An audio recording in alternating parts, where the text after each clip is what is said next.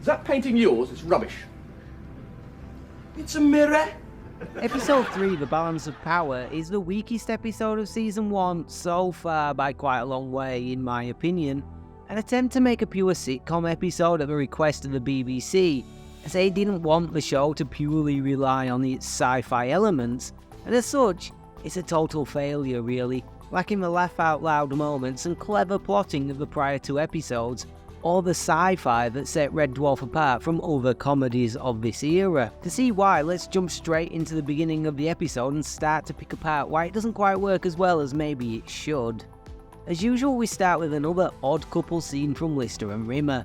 In this episode, it is Saturday night and Lister just wants to have fun, whereas Rimmer wants to take an inventory of the ship's provisions, leading to this joke. 4,691 irradiated haggis. I want to have some fun. This is fun. Are you mad? This being one of the few from this opening that got a chuckle from me, Rimmer has also hidden the ship's stock of cigarettes and is rationing them out to Lister in an attempt to keep him obedient, which is the first place this episode falls over really. It leans way too much into the odd couple dynamic between Lister and Rimmer. As a result, most of the jokes in this episode revolve around Rimmer and Lister's personalities, which is funny enough to get a chuckle once or twice in a normal episode, but starts wearing thin when you hear a different flavour of the same joke 10 times in 20 minutes.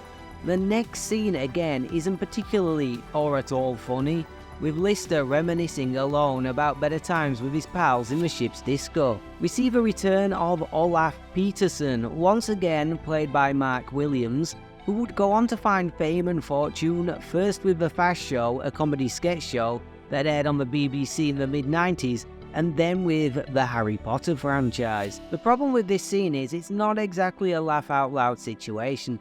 Seeing a man face the existential dread of crushing loneliness, realising that everyone he knows and loves is dead, and he's stuck 3 million years in the future with Rimmer, the holographic equivalent of a Billy the Bass fish.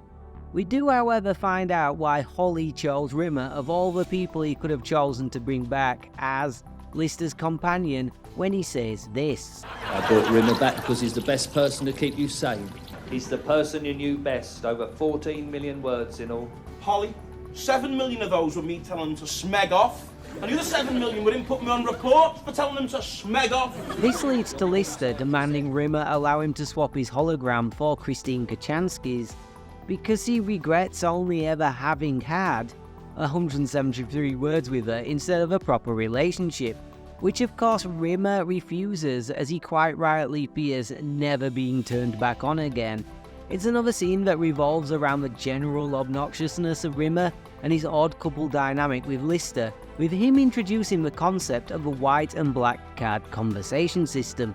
Again, not particularly funny, and a lot of this was actually cut in the remastered editions. This all leads to Lister deciding he is going to take the officer's exam so he can outrank Rimmer and order him about. Now of course there is a long-running joke in Red Dwarf about Rimmer's continued failure to pass any and all exams, and that's brought up earlier in this episode. No, I haven't got time. I'm taking learning drugs and all I'm memorising for this conversation. They're illegal. Where's my revision timetable, Lister? It's Saturday night. No one works Saturday night. You don't work This is any a twofer running joke in fact, because of course even when cheating, his absolute incompetence causes him to fail.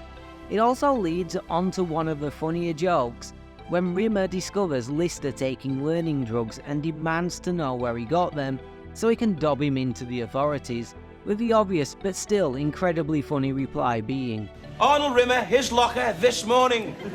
Rimmer soon discovers that Lister is in fact going to take the chef's exam, which is much easier to pass and would still mean that Lister would outrank him if he passed it.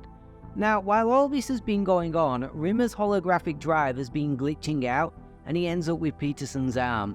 These glitches lead to 2 great bits of physical comedy when this happens. Ah, look at that. I've outwitted him. He's given up. Look, he's given up. Oh! And another when Rimmer pretends to be Kochanski in an attempt to make Lister fail the exam, and this happens when he transforms back. Holly, this is not my breast. There's no rush, Holly. These are both pretty amusing and highlight the show's strong use of physical comedy, with The Kochanski joke being the only laugh out loud moment for me in this episode. We close with Lister claiming he has passed the chef's exam. How did I do, Mr. Lister, sir? Which, seeing as he says this earlier, It's not that good, it was supposed to be roast beef. is obviously quite a dubious claim. The cat has his own somewhat plotline centered around him finding things and eating too much. It isn't particularly funny, and I don't have much to say about it beyond the fact, in season 1, they really only had 3 jokes for the cat. He likes looking at himself in a mirror, he finds things, and he's really dumb. I'm so glad they developed his character in later episodes and seasons. That's basically it for episode 3, by far the weakest of series 1 for me so far. Not unwatchable with a few chuckles and laughs, but it does lack the clever plotting and sci-fi elements that all the best Red Dwarf episodes have, with the jokes being a little bit repetitive in nature as they are slight variations on the same joke essentially. There's no real character development or growth. In fact, in the cat's case, it's quite the opposite, and the existential crisis that Lister faces is frankly just sad rather than funny. Holly has very little to do, and Rimmer, who straddles the line between obnoxious smeghead and pathetic but sympathetic loser at the best of times, strays a little bit too far into obnoxiousness for my tastes. This is the halfway point in season 1, another 3 episodes to review, some good, others not so great, but at least better than this one, and I hope you'll join me for those, so thanks for watching, like, comment and subscribe if you want, you absolute smegheads.